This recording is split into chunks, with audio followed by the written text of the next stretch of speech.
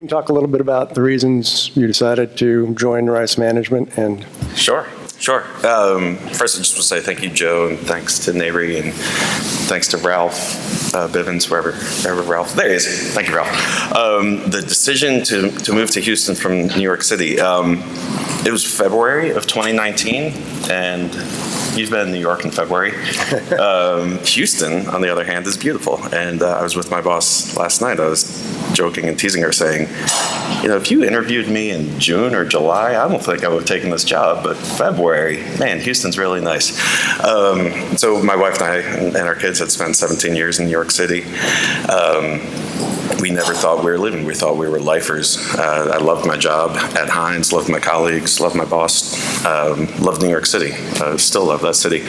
But the opportunity in Houston to work for my alma mater at Rice, to invest in real estate on a scale that I would never be able to do in New York City. To create a district or even two districts that are inclusive and walkable, that if we do it well, we can actually shift the paradigm in how people in Houston think about real estate, how people think about using space, how people think about coming together. Houston is an overly automobile-centric and automobile-dependent city, and one of our goals is to show that it doesn't have to be. And we can leverage the university's multi-generational economic outlook to try and create a space that we think not only creates more value, but creates more opportunity for Houstonians. So that's why I convinced Emily and the kids that we should move to Houston. It didn't hurt that her family's in San Antonio, but it was a good decision. And you graduated from Rice, right? I graduated from Rice in 2001. That's right. Okay. And so you mentioned a couple projects.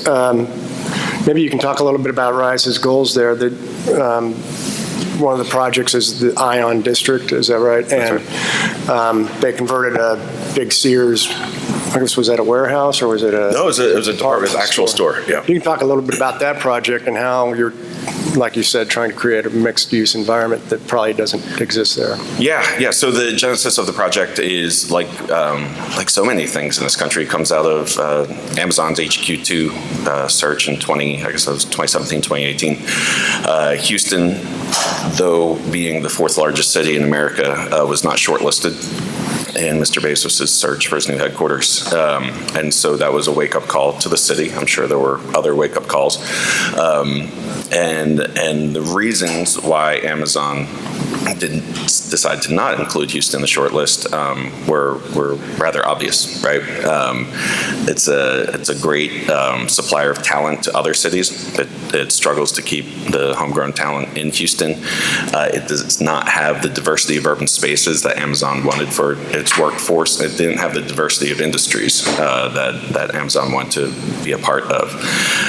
So Rice, along with Mayor Turner and other city leaders, our President David Lebron, stepped up and said, what can we do? What can we do differently? And Rice had held the land that Sears was located on for about 80 years.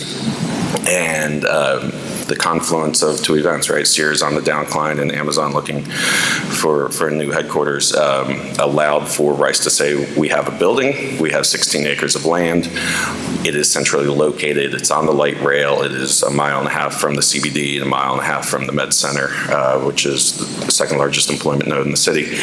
And we can try and create a real estate product that is different than what we have in the downtown. It won't have tunnels, it will focus on pedestrian activity, it will focus on a mix of uses, and it will focus on creating spaces for companies at all spots in the growth cycle of a company, from the entrepreneurs who have just an idea and not yet a business, all the way up to Fortune 50 companies like Microsoft and Chevron, who are now taking space in the Ion. Yeah. So and you can talk a little bit about what you set out. The project was already underway when you got there, correct? That's right, yeah. You're kind of shepherding that now. What is planned there? kind of users are you looking for in this space? And I noticed that you have a program with the city to provide funds for minority startups or women startups. Maybe you can talk a little bit about who you see using that. Absolutely. So the Ion is the first building. It's 266,000 square feet. In total, we will build north of 3 million square feet, maybe as much as 5 million square feet. Houston has no zoning, so we can theoretically go as big as we want. The use types will be focused on commercial activity, but also residential. We will be including a Broadway theater within the mix. We'll have very great curated ground floor retail. We already have 4 restaurants in the Ion. All are Houston-grown, homegrown chefs. Houston has a great food scene, so we're really excited about those restaurants. So we want diversity of uses, but our core focus is to create the space for people to collaborate. And those could be the entrepreneurs, or they could be divisions of companies that want to think differently. There are companies and organizations within Houston that are facing an existential crisis at this point, especially those in the oil and gas industry. And there are divisions within those companies that are thinking differently about how they can advance their company. And the teams that work on those assignments and on those projects don't necessarily want to be in the mothership, out on the energy corridor or in the giant tower downtown. They kind of want a little bit of autonomy and freedom. And so we're seeing those divisions of companies that are truly innovative and thinking about the next great thing for their company taking space. And so we're providing, obviously not just the space, but the ecosystem, the culture of saying to companies, well, you should keep your doors open, right? You should allow employees from other companies to come and share ideas.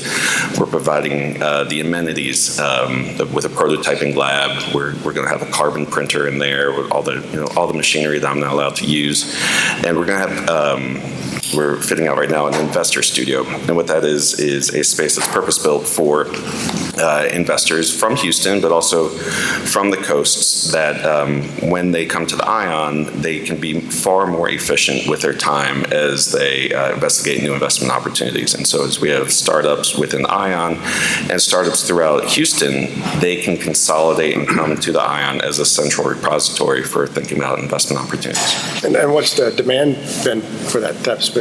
It's been great. We have a kickoff next month for the investor studio, but we have, there's a lot of venture capital just up the street in Austin.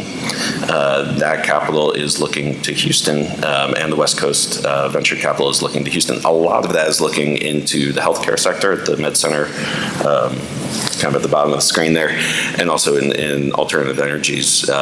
We're very fortunate to have one of our anchor tenants, early anchor tenants in the district, be Greentown Labs out of Somerville, Mass. Their second location is in the Ion district, and they're a clean tech business accelerator. So they have about 300 people working there thinking about new ideas about creating energy. Yeah. And much has been made about the location of this project. What makes that so critical to its success and Rice's, flourishing and as a town and gown project success? Yeah, it is. Well, you're right. It is a town and gown project. It's not Rice's neighbor. It is a mile away, but it's critical for Rice to do its part in ensuring a bright economic future for Houston. The location, just so happened that Rice held that land for a long time. There's 16 acres, and it's centrally located on the light rail and equidistant from the 2 largest employment nodes. So when people say, well, are you focused on bringing tech to Houston, or are you focused on energy, or are you focused on life science or healthcare? The answer is yes to all of it. We want to create a space where people who are focused on those different industries are working together, because the ideas that will come out of an energy engineer and a life scientist may be something that wouldn't come out of something that was just siloed in one of those industries, in one of those locations. Yeah, okay. And so what, downtown you mentioned is a mile and a half away. Right. Why wouldn't this project work down there? Why would it work downtown? So downtown Houston is got 51 million square feet of office. It's got a lot of office space. It's uniform in its building typology. Pick the color glass that you want on your tower, and that's about all that you have in downtown. The floor plates are typically all the same size. They're all about 25,000 square feet. They're all built on a central core. They're all stacked above 8 to 10 stories of parking, and they all have the kind of lackluster ground presence. Houston is somewhat famous for its downtown tunnel system, right? So the vibrancy of downtown Houston exists below grade. And what you have as a result, or perhaps even intentionally, is a segregated society in downtown, where the office workers are in one system and everyone else is elsewhere. We want to do something different, right? Houston weather, yes, it's hot in the summer, but it's pretty darn nice 8 months of the year, and we are focused on creating a lot of high-quality outdoor space. And so in our master plan that we worked on with Shop Architects and James Corner Field Operations, we started with the outdoor space. We have large city blocks as opposed to downtown, which has very small, tight, constricted blocks. And with the large city blocks, we can build that outdoor space and then have the buildings fill in around it. So it's a different way to think about how we're planning a district as compared to downtown. Yeah, okay. So is there any, we talked a little bit about this beforehand, but, and you didn't think there's really any opportunity for, conversion of offices to multifamily or to, residential downtown Houston? Do you see any movement to do any kind of transformation down there? I do. There's investments kind of in the entertainment sector, right? Bringing in performing arts and sports has been a catalyst for investment. There has been about 10,000 new units, Ralph will tell me I'm wrong, built over the last decade downtown. But all of that is ground up, and all of that was catalyzed through a tax abatement program. The challenge with the buildings downtown and the conversion opportunity is the same challenge that you see in Midtown Manhattan, right?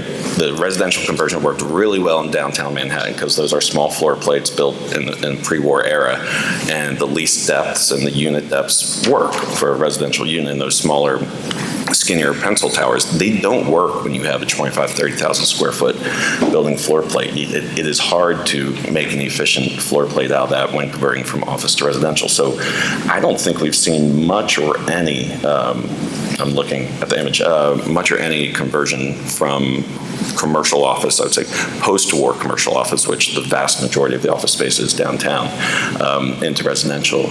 What you do see are declining rents and ever-increasing vacancy. Okay. So what happens with those buildings at some point? Is it, you don't have we'll see. I don't know. I don't know the answer. In so many other markets, Houston is seeing a bifurcation within commercial office, right? It's the new and the differentiated, the idiosyncratic, the unique that is leasing very well. It's penciling at underwriting. It's performing at underwriting. And tenants are leasing it because they are recognizing, especially now after, or it's not after, unfortunately, during COVID, society and the workforce, we've proven that we don't need to go to work, right? We can work at home. So you have to make your workforce want to come to work. One of the ways to do that is through high quality space. The other way is to create an environment that allows for collaboration. And so in Houston, we see the buildings like the Ion and others that have that environment, that culture of fostering collaboration and really just high quality space and amenitized space. Those buildings are doing exceptionally well. The buildings that were largely built in the 70s and 80s, they have the high vacancy. Okay. And as you know, with your time at Hines, I'm sure you spent a lot of time in downtowns or surveying downtowns. How would you characterize the state of downtowns now, post-pandemic, or I don't know, during pandemic, or wherever we are in the cycle? Where are we? So, as Ralph said, I was in Los Angeles yesterday, and we were with a firm that our endowment invests in, and that firm is developing highly differentiated commercial office product, usually 1 and 2 stories tall. And we had a long conversation about downtown LA. And they are experiencing in downtown LA what Midtown New York is experiencing, what downtown Houston is experiencing in many other cities. those spaces are not conducive to a work style during a pandemic. Right, the vertical transportation is a challenge. Having people leave home and worry about childcare is a challenge, and so I don't, there's far brighter people in this room that have probably better ideas about what will happen with CBDs and the existing building stock. But I think the areas that do focus on the ground plan and do focus on the opportunity to bring people together, make people want to come back together, those areas will succeed. Now, that could be in some downtowns, it could be in Midtown or other areas like Midtown Houston. So, and we saw a lot of residential growth in downtowns over the last 20 years. A lot of them downtowns that were left for dead, it's come back. So what will developers seize on an opportunity to maybe convert some of the office buildings that won't be as much demand for housing downtowns, or is it going to be a movement to the suburbs, do you think? I don't know if it's a binary choice. You can have new product built in urban cores. I'm not sure that the suburbs are necessarily the only alternative, right? It's not living in the CBD or in Sugarland or Pearland, Texas, Spring, Texas, especially in cities like Houston, which yes, it has a CBD, but the urban core is as large as Manhattan is, right? It's inside the 610 freeway loop. I think we will continue to see those pockets of urbanity or urbanness pop up, and I think it'll be more about the new product that's getting built. There was the amenities war of the apartment towers that I guess kind of stopped in 2019, but I think there will be a return to multifamily housing product in urban walkable districts, not necessarily the suburbs and not necessarily conversion of CBD office towers. Okay. If anybody has any questions, feel free to ask. Yes. Yes, I live in Southern California myself, so all due respect to Los Angeles, downtown Los Angeles is a hellhole. Yes, It's a 10-mile square, 15, 20,000 homeless. How are institutional landlords, office landlords dealing with that? I was there yesterday and saw it. It's eye-opening, and Houston has done a really good job supporting its homeless population. The numbers have gone down. I can't speak for other landlords. What we at Rice are doing, we've signed a community benefits agreement with the city of Houston, and so there are 18 lines of commitments that we're making.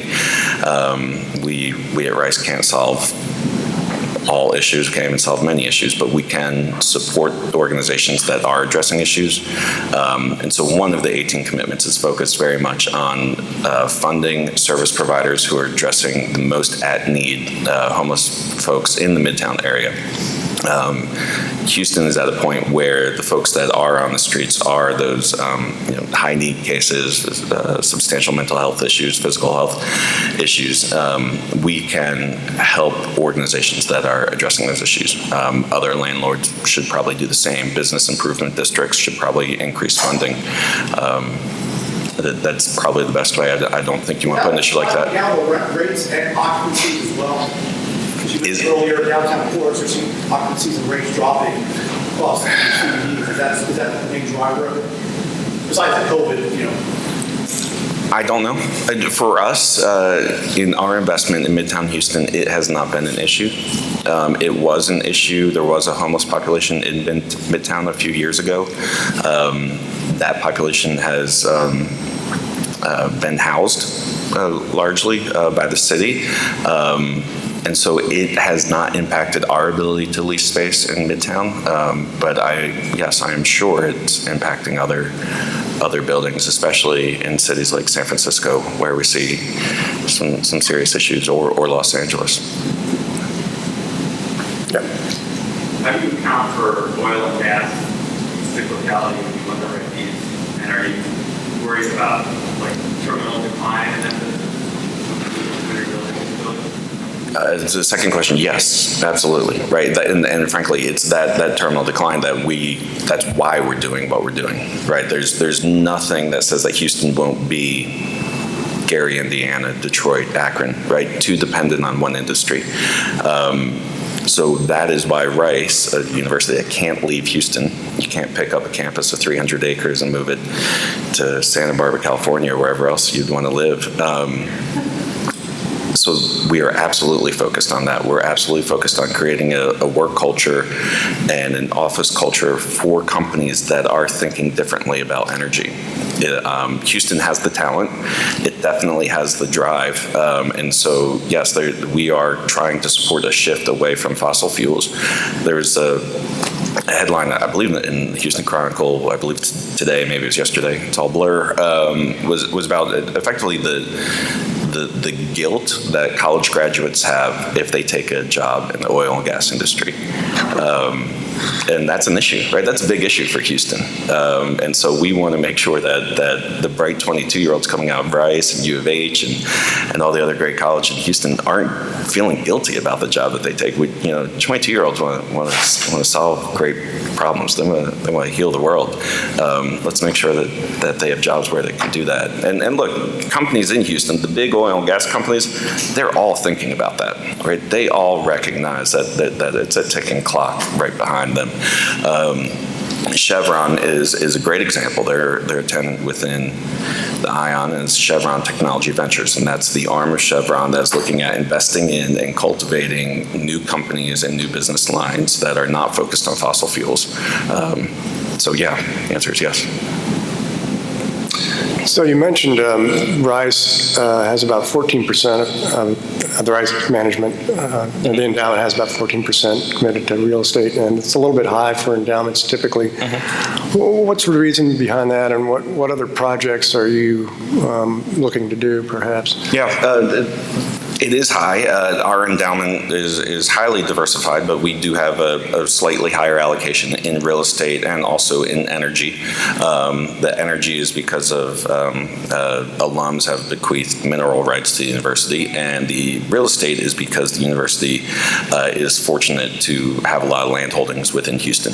And so it's just a natural result of holding land that is valuable in good locations in Houston, in addition to the ION district, where we have $120 million in the ION building, another $100 million in the land, and probably another $100 million going forward in other investments, co-investments in new buildings. We have about $250 million in ownership rights of Rice Village, which is one of Houston's better known, more walkable retail districts.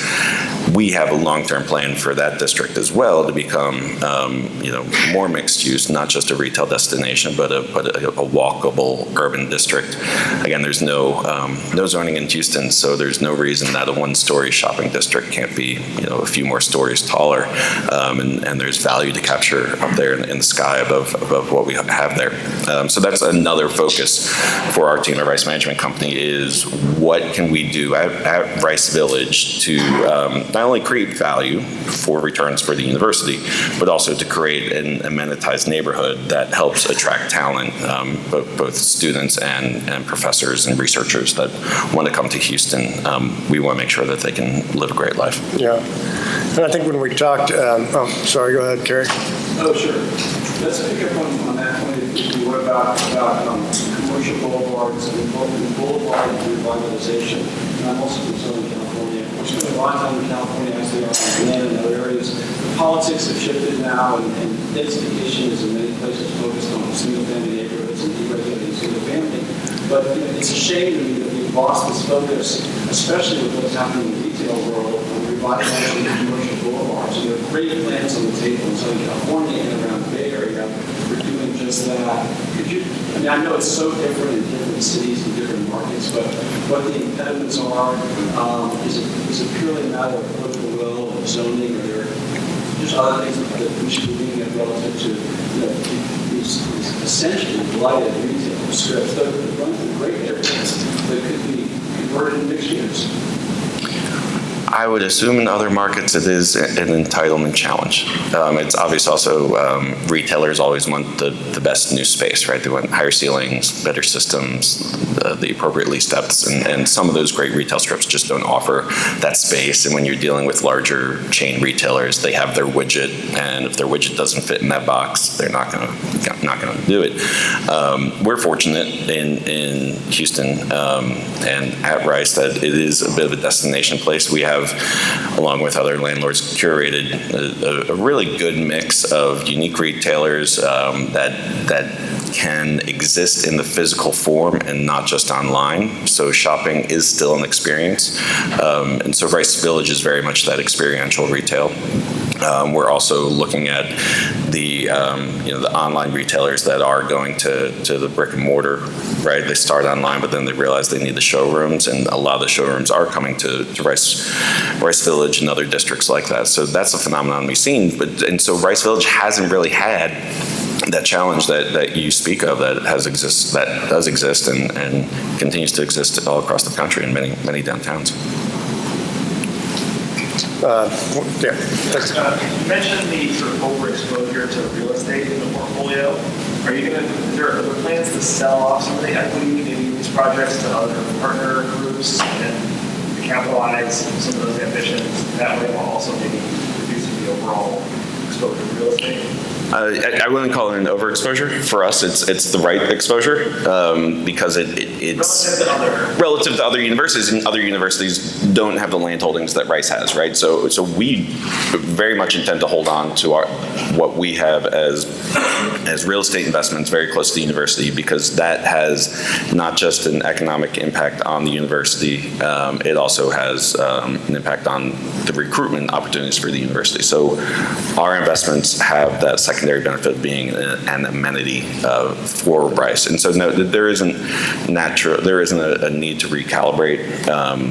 Our chief investment officer is always trying to make sure we're appropriately allocated.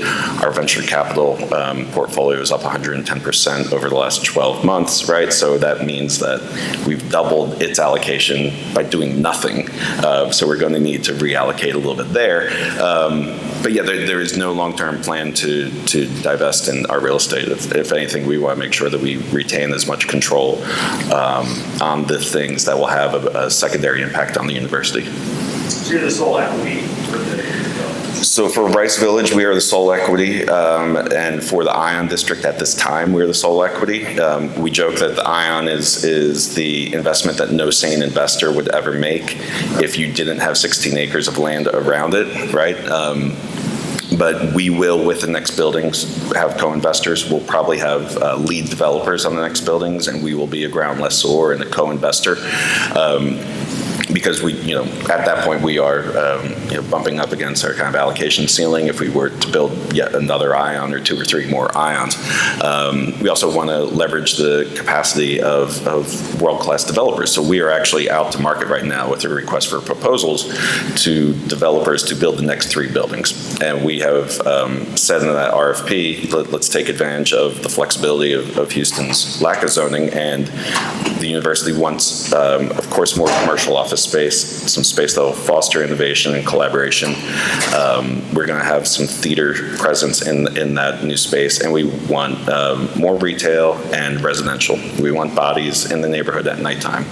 And so developers come back to us and tell us what you think the appropriate mix is. Those are our ingredients. We're not saying how much and we're not saying where, except for the parcels. Come back to us with your ideas. And so that's where we are right now. We'll be making a decision next year on who we partner with and what we build, probably in the summer of next year. We have time for one more. The description of this conversation that caught my attention was converting commercial to residential, and the fact that it's affiliated with Rice, which of course is one of the top universities in the country. So I'm wondering, if I keep hearing that it's too expensive to do that, it's not in developers' interest to do that type of conversion. I'm wondering if there's anything that you have found through the university that can create a model, a template that works and can be replicated around the country. It's a great question. It's not that Rice is not converting commercial into residential. It's just that's not a core focus of what we're working on, right? So when I speak about converting commercial to residential, I'm really speaking as a Houstonian and what I see happening in our downtown, not specific to Rice's investments or our real estate strategy. What we have done is we've taken the old Sears building and converted that from retail into an office building. Houston, unlike other cities, really doesn't have a history of preserving its historic structures. So what we're doing with the Sears is maybe not novel in most markets, but in Houston it is. And so to answer your question, what can we do at Rice to kind of set an example? It's that, right? It's preserving an old building. It's a building that's irreplaceable in that its ceiling heights are 15 feet. Its floor plates are 58,000 square feet. This is an office building that we've made now that you couldn't really build ground up and make economic sense of it. But the bones of the Sears building provide a great opportunity. So we can set that example of preserving buildings for adaptive reuse, and we intend to do that as much as we can.